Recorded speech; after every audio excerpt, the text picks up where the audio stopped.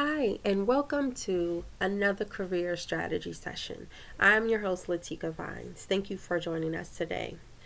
This month, we've been talking about networking, and we know that networking is an essential part of your career success. We've been talking about why it's important to network, the types of people that you should be networking with, and having a clear purpose when you do network. Today, I want to talk about specifically networking events that you should attend and give some examples. So, the first one is career fields or expos or job fairs. There's plenty of job fairs and expos in my town. I'm outside of Washington, D.C., but there's so many.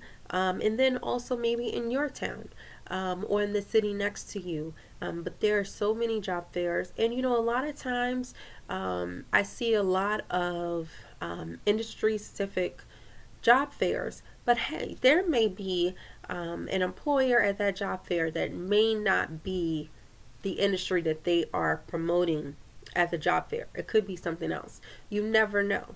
There's always an opportunity to network. So never look at a job fair because it's not in your industry as something that you will not go to. There's always an opportunity to network. Two, local chapters. Local chapters. So this could be your Chamber of Commerce, your county nonprofit organizations or associations. Some of them typically have a small monthly membership fee, but hey, it could be $15-$20 a month for you to be in that organization, but the benefits could far outweigh that amount. And then also, if you're between the ages of 21 to 40, there's a lot of young professional groups that you can be a part of, and they have networking events and on a monthly basis that you could also take part of. Remember, there's always an opportunity for networking. And don't forget your sororities. These sororities are filled with a sisterhood that you will never in a million years imagine that you ever had. Use them. There's always an opportunity for networking. And something I just read was that when you first meet someone, you never tell them your goal of your communication within that first conversation. You That is a back and forth exchange. What do you do? What do you do? What are your interests? Whatever. And then you gradually go into, I'm looking for a job in X. You'd never just go up to someone and say, "Hi, my name is Latika and I'm looking for a job. Can you help me?" You definitely won't have a good response from that. So definitely build that relationship up first before you go out and ask for a job. So even if it's 5 minutes, 10 minutes, don't be the first thing that you say when you meet someone is, "I'm looking for a job." The third one is college alumni programs. So my college has so many networking events. It's crazy. They have so many networking events, and it is so great because there are so many people that you may not even know that went to your college that you could meet there, and they may know somebody that may know somebody that could help you with the job. It is so incredible to go to those events, and you share something in common. You graduate from the same school. You root for the same team. It's an awesome opportunity to be there with your college alumni. It's really, really, really awesome. The fourth one are conferences. Oh my goodness, conferences. These can be empowerment conferences, cater to your industry or cater to your interest. Um, Conferences maybe for moms, conferences for women, empowering women.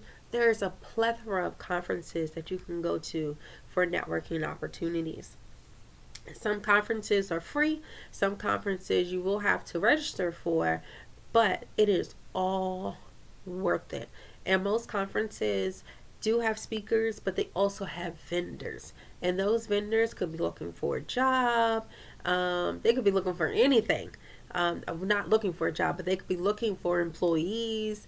They could be they could be doing it, having so much that could support you in your career success. So don't limit conferences in your industry or in your interest at all. There's always an opportunity for networking.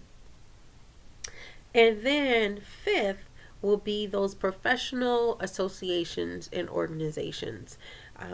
Now you can look up these organizations and associations just by Googling that title, and there will be a plethora of titles that will come up of organizations and associations that you could definitely plug into. And when you look that up, you can search for organizations and associations by diversity, meaning ethnic group or gender or your locality, where you are, and then also by industry. And you will be surprised how many titles of organizations and associations, and then the link to their website. You will be so blown away by how many are out there. Now, I would suggest, with all of the information that you receive, that you find an association or organization that is close to you. I will tell you firsthand that it is really hard to belong to an organization and you're an hour and a half away. When life and job and other responsibilities come up, an hour and a half away is a long hour and a half away. So if there is an organization that is 10 minutes, 30 minutes away from you, that you can go to an event on your way home from work or whatsoever, I really highly encourage you to look there first. And then if you have the opportunity, maybe they have events on Saturdays and Sundays that you can go to, then definitely look at those. But just keep those in mind, those local organizations and associations, because honestly, those local organization associations will probably benefit you more because they have your interest at heart, because they're serving your community. So just keep that in mind as well. So you may ask, like, where do I find these networking events? I'm glad you asked that question.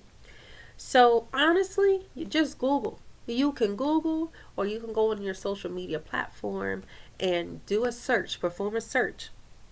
And you can search for groups such as networking, events near me, networking events, just the word networking, and networking groups.